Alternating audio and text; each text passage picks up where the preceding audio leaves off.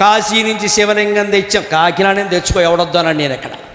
నువ్వు ఎక్కడి నుంచి తెచ్చావనేది ముఖ్యంగా. నువ్వు అక్కడ కూర్చున్నావా, ఏమైనా చదివావా, ఏమైనా పాడావా, దేవుడు కాళ్ళు పెట్టుకున్నావా, కనీసం ఏడిచావా? లేదండి. గంగాజలంతో అభిషేకం చేశా. ఏనాడు మన కన్నీళ్లతో శివలింగానికి అభిషేకం చేయగలుగుతామో అప్పుడు భగవత్ కటాక్షం మనకు కలుగుతుంది. అప్పుడు కలుగుతుందమ్మా. 100 గంగాజలాలు ఆయన నచ్చదు. కన్నీళ్ళు నిన్ను ఏడవమని అర్థం కాదు, చిత్తశుద్ధి, చిత్తశుద్ధి.